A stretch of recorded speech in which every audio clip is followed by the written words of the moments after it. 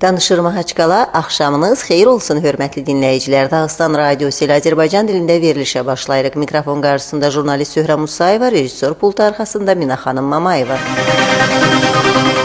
Dağıstan Respublika rəhbəri nəzdində dini birliklərlə qarşılıqlı fəaliyyət üzrə şuranın müşavirəsində cari ilin həcc kampaniyası, eləcə də Mahaçqala və Qrozno yeparxiyasına yardım məsələləri müzakirə olunub. Qeyd olundu ki, 7700 Dağıstanlı zəvvar bu il həccə gedə bilib. Respublika Dindarlar İdarəsinin nümayəndələri həcc kampaniyasının yüksək səviyyədə təşkil edildiyini vurğulayıb. Yeparxiyanın problemləri barədə onun katibi Vadim Anisimov məlumat təqdim edib. Dağıstan parlamentçiləri 44-cü sessiyaya gedişində Ana ordeninin təsisini nəzərdə tutan qanun layihəni ilk oxunuşda qəbul etmişlər.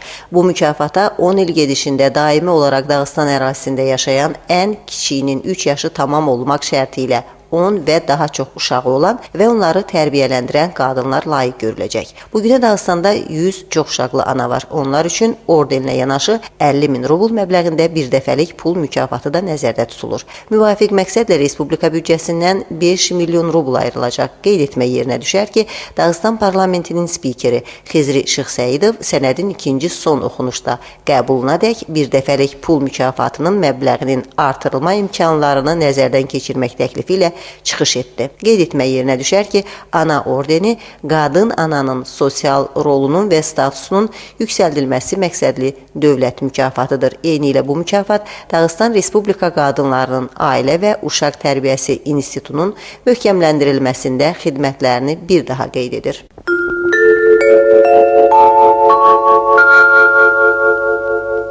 Respublika Parlamenti sədrinin birinci müavini Yuri Levitski yerli özünü idarə orqanlarına seçkilər üzrə seçki qərargahının rəhbəri vəzifəsinə seçilib. Xatırladaq ki, 2015-ci il sentyabr ayının 13-ü vahid səsvermə günü müəyyən edilib. Levitskinin namizədliyi Yedinaya Rossiya Partiyasının Dağıstan Regional Şöbəsinin idarə heyətinin müşavirəsində təsdiqlənib. İcra komitəsinə də yeni rəhbər seçilib. Məhəmməd Hacı Yunusov komitəyə müvəqqəti rəhbərlik edir. Bundan əlavə Yedinaya Rossiya Partiyasının üzvləri Respublikada tarixi yaddaş federal partiya layihəsinin və digər tədbirlərin tətbiqi gedişini də müzakirə etmişlər.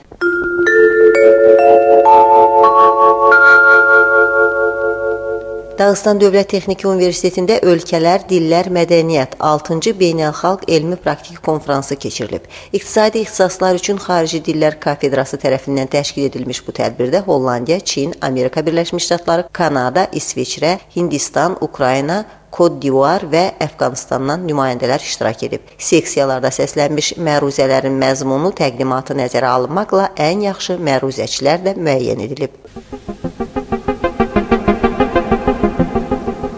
Mərkəzi Əmanət Bankı fiziki şəxslərin əmanətlərinə faiz qoyuluşunu artırıb. Bu son 3 ay gedişində 5-ci artımdır ki, müxtəlif kateqoriyalı fərdi müştərilərin rubl və xarici valyutada əmanətini əhatə edir.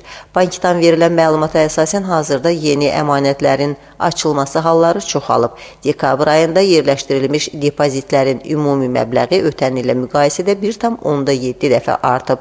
2014-cü ilin 11 ayı gedişində Əmanət Bankı regionun iqtisadiyyatına 100 milyard rubldan çox vəsait yeridib. Respublikanın Səhiyyə Nazirliyindən verilən məlumata əsasən Dağıstanda 2014-cü ilin 11 ayı ərzində körpə uşaqların ölüm halları ötən ilin müvafiq dövrü ilə müqayisədə 7,2% aşağı düşüb. Beləliklə, yenicə dünyaya göz açmış 1000 körpə arasında 11,6 hadisə qeydə alınıb. Son illər Respublikada demoqrafik vəziyyəti yaxşılaşdıran ana və uşağın sağlamlığının mühafizəsində duran bir sıra qanunverici aktlar, məqsədli proqramlar qəbul edilib ki, onların da sayəsində müvafiq sahədə müəyyən nailiyyətlər əldə edilib. Gələcəkdə də doğum gedişində ana ölümü hallarının aşağı salınması məqsədi ilə hamilə qadınların monitoringi təmin olunur. Mama həkimlərin distansiyalı məşvərət mərkəzləri yaradılır ki, bunun da sayəsində anestezioloq, reanimasiya, mama, neonatal həkimlərin səyyar briqadaları yerlərdə iş aparır. Federal mərkəz bazasında doğuma köməkçi və uşaq müəssisələrində çalışan tibbi personalın peşə ixtisasının artımı məsələlərinə də ciddi diqqət ayrılır. Müvafiq kompleks işlər 2015-ci ildə də davam etdiriləcək.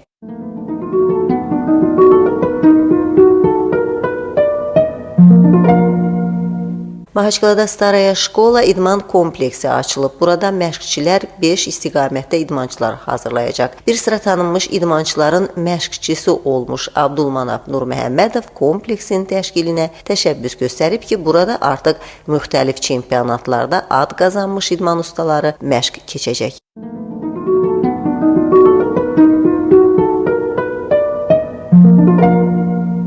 2015-ci ildə idman tədbirlərinin keçirilməsi ilə bağlı məsələ Respublikanın İdman və Bədən Tərbiyəsi Nazirinin İdman Federasiyaları və məktəblərinin direktorları ilə görüşü zamanı müzakirə olunub. Məhəmməd Məhəmmədov gələn ilə idman tədbirlərinin maliyyələşdirilməsinə dəyişiklik yeridilmədiyini qeyd edib. Tədbir gedişində cari ildə idman sahəsində əldə olunmuş uğurlardan da söhbət açılıb. Siz son xəbərləri dinlədiniz.